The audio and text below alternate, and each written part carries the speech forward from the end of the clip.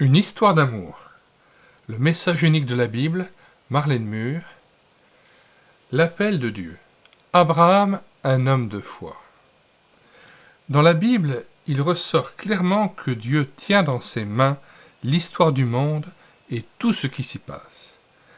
Bien que les hommes ne l'aiment pas, ne l'adorent pas et ne le servent pas, il ne les abandonne pas. Un jour, Dieu dit à Abraham, appelé Abraham par la suite, « Va, quitte ton pays, ta famille et la maison de ton père, pour te rendre dans le pays que je t'indiquerai. Je ferai de toi l'ancêtre d'une grande nation. Je te bénirai. Tous les peuples de la terre seront bénis à travers toi. » Ainsi, Dieu s'adressait à Abraham pour la seconde fois. Quelques années plus tôt, Abraham avait déjà obéi à l'ordre de Dieu de partir d'Our, sa ville natale, non loin de Babel en Irak, emmenant avec lui son père Téra, sa femme Sarai et son neveu Lot. À l'époque, il n'était certes pas facile à Abraham de partir d'Our, une ville hautement civilisée où l'on adorait le soleil et la lune.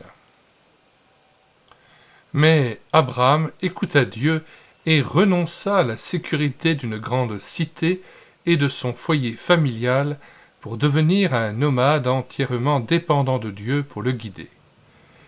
Il se mit donc en route, sans doute avec une caravane composée de sa famille, de serviteurs, de chameaux et d'ânes chargés de ses possessions.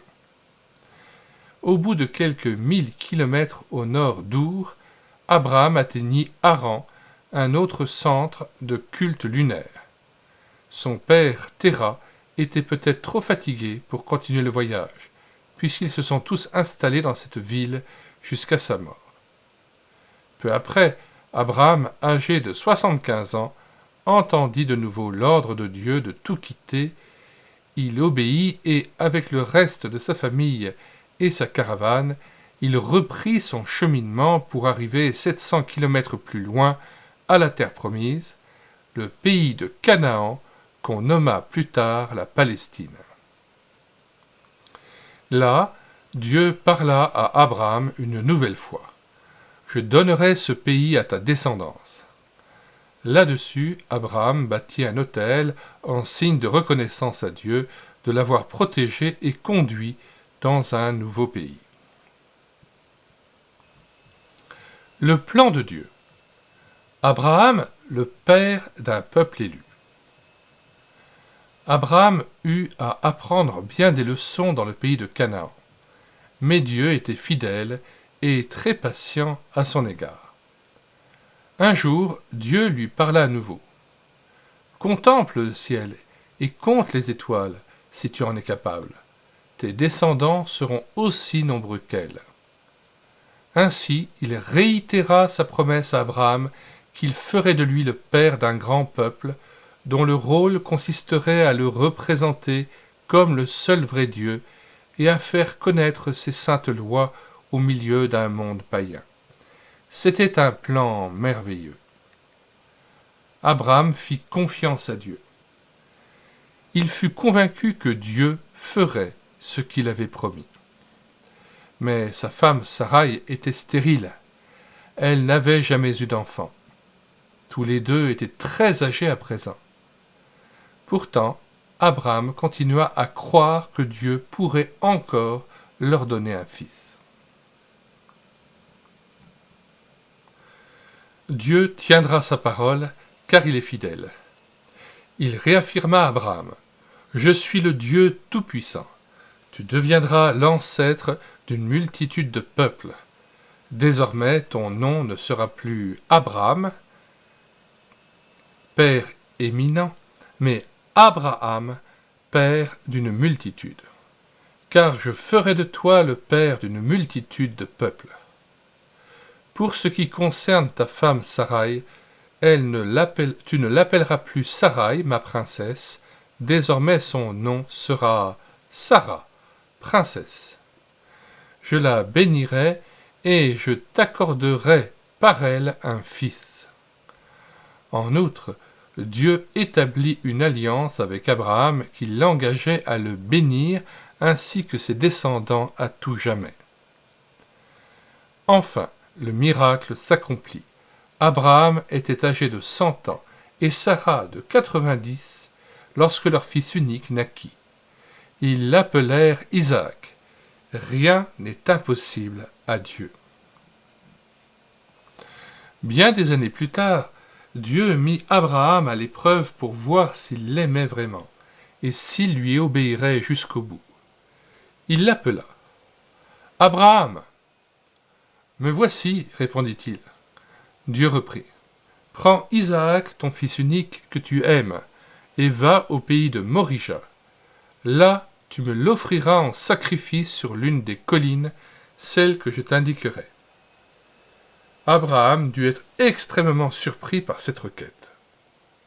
Il savait que Dieu désapprouvait ceux qui offraient leurs enfants en sacrifice, comme c'était la coutume de certains peuples, certaines tribus païennes à cette époque-là. Il savait également que, par Isaac, ses descendants deviendraient une grande nation. Cela ne pouvait pas se réaliser si Isaac venait à mourir. Abraham continua à faire entièrement confiance à Dieu. Il obéit avec la ferme assurance que Dieu pourrait même ramener Isaac de la mort à la vie. Le but de l'épreuve. Abraham, l'ami de Dieu. Genèse 22, versets 3 à 19. Très tôt le lendemain matin, Abraham se leva, fendit le bois pour le sacrifice, sella son âne et se mit en route avec Isaac et 2 serviteurs en direction du pays de Morija. Après 3 jours de marche, Abraham aperçut l'endroit dans le lointain. Alors il dit à ses serviteurs, « Restez ici avec l'âne.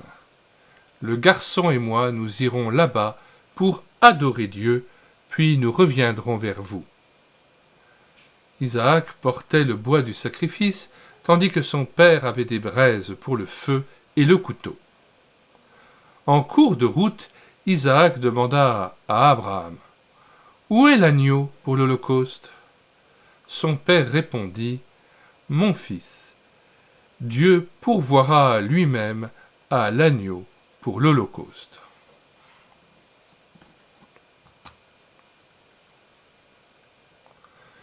Quand ils atteignirent leur destination, Abraham construisit un autel et y mit le bois. Puis il ligota Isaac et le plaça sur l'autel par-dessus le bois. Il prit le couteau qu'il avait apporté pour tuer son fils.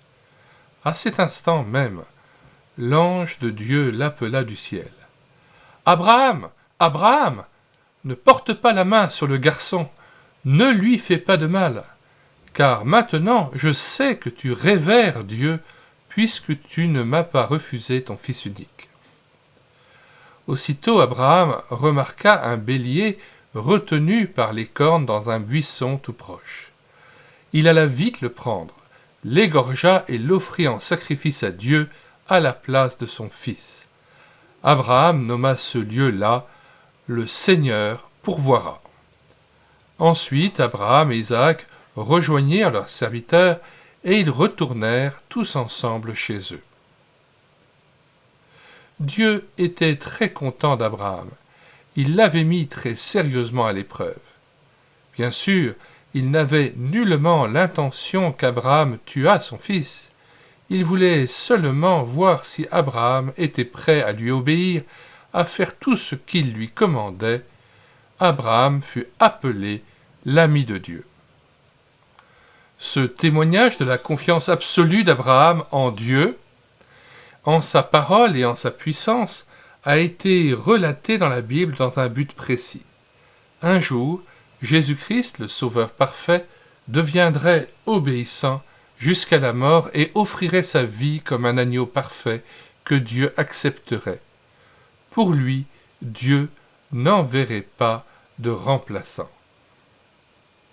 Dans le prochain épisode, nous verrons le peuple élu de Dieu en captivité, avec bien sûr l'histoire de Moïse, le peuple élu de Dieu sous le signe du sang, le peuple élu de Dieu et les lois de Dieu, le peuple élu de Dieu et l'adoration,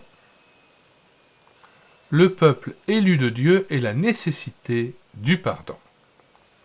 Nous vous invitons à télécharger gratuitement cet album de Marlène Mur, Une histoire d'amour, le message unique de la Bible, et nous avons mis dans les commentaires de cette vidéo le lien de téléchargement gratuit. Le téléchargement se fera à partir du site internet médiathèquechrétienne.fr, site que nous avons créé afin d'assurer la réédition numérique des ouvrages chrétiens épuisés et non réédités comme l'était cet ouvrage de Marlène Mur. Nous vous invitons donc à vous rendre sur médiathèquechrétienne.fr et à voir les dizaines d'ouvrages, les centaines d'ouvrages, les dizaines d'auteurs dont nous avons pu donc sauver les livres qui n'étaient plus disponibles dans le commerce puisqu'ils étaient épuisés et non réédités. Si vous souhaitez connaître les autres albums que nous prenons en charge en caméra de document, les audiobooks que nous lisons, que nous assumons en lecture, et puis les cantiques que nous mettons en parole, en fait une louange individuelle ou en assemblée, mais aussi les e-books, les livres que nous numérisons et présentons sur cette chaîne YouTube Elle écoutait sa parole. Abonnez-vous à cette chaîne YouTube Elle écoutait sa parole. Nous vous disons au revoir et à bientôt.